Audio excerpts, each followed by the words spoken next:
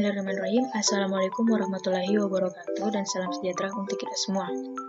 Selamat datang di presentasi kelompok interaksi manusia dan komputer, program studi ilmu komputer kelompok 9.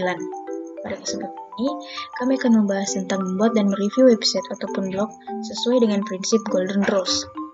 Namun, sebelum jauh membahas tentang materi, terlebih dahulu saya akan memperkenalkan anggota kelompok saya. Yang pertama, Umu Habibah sebagai pemateri. Yang kedua, saya sendiri, Yuyun Sulistiawati sebagai pemateri dan sebagai pemandu jalannya materi. Dan yang terakhir, Sabrina Lestari sebagai pemateri. Pada presentasi kali ini terdapat dua topik pembahasan. Yang pertama, membahas tentang tampilan halaman website ataupun blog yang telah dibuat. Dan yang kedua, membahas tentang prinsip dan analisis Golden Rules yang diterapkan pada website ataupun blog yang telah dibuat. Baik, kita melangkah pada poin yang pertama, tampilan halaman website ataupun blog. Jadi, sebelum kita membahas tampilannya, terlebih dahulu saya akan memberitahukan bahwa di sini kami membuat blog dengan judul Gaya Hidup Sehat. Nah, untuk melihat tampilannya sendiri, langsung saja kita ke laman dari website yang telah dibuat. Baik, seperti inilah laman website yang telah kami buat dengan judul Gaya Hidup Sehat. Di sini terdapat tiga menu utama yang terdiri dari beranda, blog, dan kontak. Nah, untuk beranda sendiri seperti inilah tampilannya. Ini terdapat pengertian dan tujuan dan manfaat dari pola hidup sehat. Untuk menu blog terdapat artikel-artikel terkait dengan gaya hidup sehat. Dan yang terakhir terdapat menu kontak yang berisi kontak person yang dapat dihubungi ketika terjadi masalah ataupun ada yang tidak dimengerti dari website ataupun blog yang telah dibuat. Baik, selanjutnya kita melangkah pada poin yang kedua, yakni membahas tentang prinsip dan analisis Golden Rules yang diterapkan pada website ataupun blog yang telah dibuat. Prinsip yang pertama yakni strive for consistency.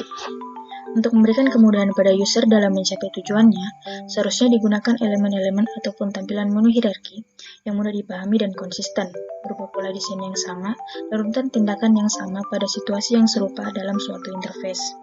Contohnya, penggunaan warna, tipografi, dan terminologi yang tepat pada layar anjuran, perintah, dan menu. Untuk analisisnya pada halaman website sendiri, konsistensi pada tampilan menu dari blog ditunjukkan dengan tampilan background yang digunakan. Contohnya, seperti yang dapat dilihat pada layar, tampilan halaman beranda dan blog memiliki background header yang sama. Seperti yang dapat dilihat, untuk background header pada menu beranda sama dengan background header yang ada pada menu blog. Selanjutnya, prinsip yang kedua yakni enable frequent user to use shortcut. Untuk membantu user menyelesaikan suatu proses dengan cepat, diperlukan jenis variasi untuk user dalam suatu interface. Misalnya, ada shortcut ataupun menu untuk suatu fungsi tertentu bagi user yang sudah sering menggunakan aplikasi, sehingga dapat lebih memudahkan user untuk menggunakan fungsi tersebut. Nah, analisisnya sendiri, terdapat shortcut pada blog seperti yang telah dilingkari pada gambar di samping atau gambar di layar. Seperti ini, di mana ini berfungsi untuk mempercepat proses penscrollan user ke atas saat setelah mencari data ataupun informasi di bagian bawah halaman tertentu tanpa harus men-scrollnya secara perlahan-lahan. Jadi, shortcut ini dapat membantu user dengan cara ditekan untuk kembali ke bagian atas laman. Selain itu, terdapat pula shortcut pembantu lainnya seperti Instagram, Facebook, dan Twitter yang dapat mempermudah user dalam mendapatkan informasi dari admin blog. Nah, shortcutnya itu sendiri dapat dilihat pada layar. Di sini terdapat Instagram, Facebook, dan Twitter. Baik, untuk prinsip selanjutnya akan disampaikan oleh rekan saya. Baik, langsung saja. Nama saya Sabrina Lestari akan melanjutkan materi tentang prinsip Golden Rules over informative feedback. Agar user selalu mengetahui proses yang terjadi dalam interface, maka perlu adanya feedback atau umpan balik pada interface tersebut.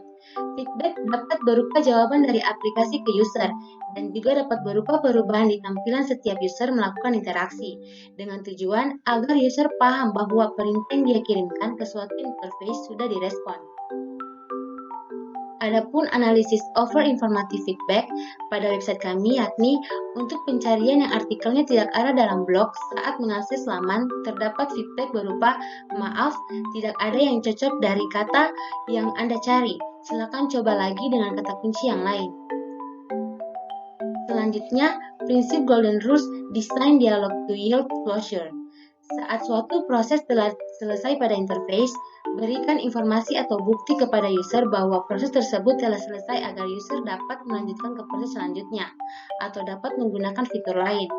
Informasi kepada pengguna dapat berupa dialog box yang menyatakan suatu operasi telah selesai atau dengan action grouping agar pengguna mendapatkan informasi proses-proses apa yang sudah dilakukan dan proses apa selanjutnya.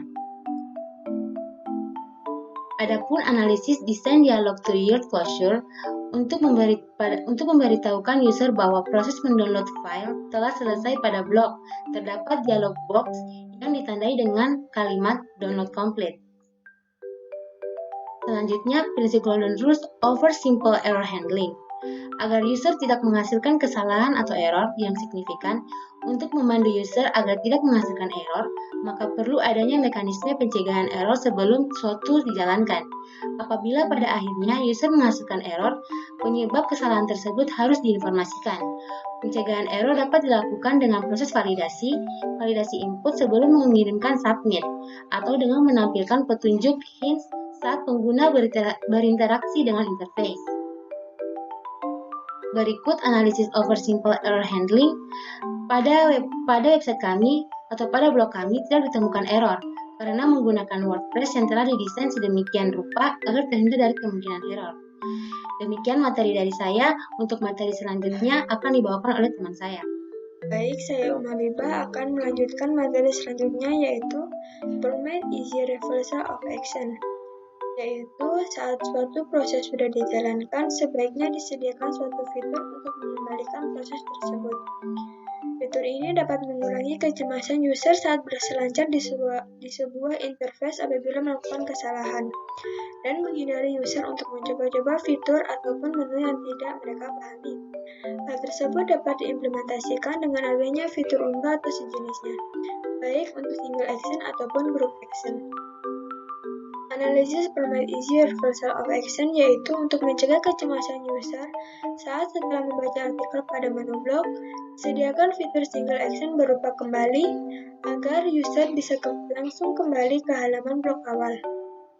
Prinsip selanjutnya yaitu Support Internal Losses of Control, yaitu pada umumnya user selalu memiliki keinginan untuk memegang kendali atas apa yang dilakukan oleh interface.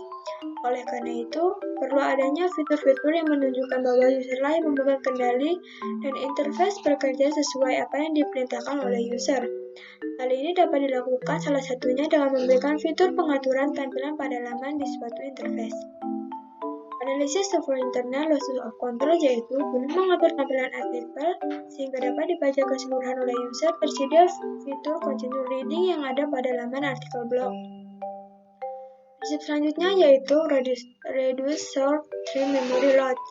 Untuk mempermudah user dalam mengenali suatu dialog, tampilan, menu, atau ikon dari interface, seharusnya digunakan tampilan yang sederhana dan sefamiliar mungkin, serta berisi informasi yang komprehensif atau berkesesuaian dengan pemahaman user. Analisis Reduce Short-Term Memory Load yaitu guna mempermudah user dalam melakukan searching informasi yang ada di laman blog. Tersedia icon search seperti yang dilingkari pada gambar di samping, di mana icon tersebut sangat familiar bagi user pada umumnya. Baik, demikian presentasi dari kelompok kami. Kurang lebihnya mohon dimaafkan. Semoga materi yang telah kami sampaikan dapat membawa manfaat dan menambah wawasan. Saya akhiri, wabillahi taufiq wal hidayah. Wassalamualaikum warahmatullahi wabarakatuh. Salam hidup sehat.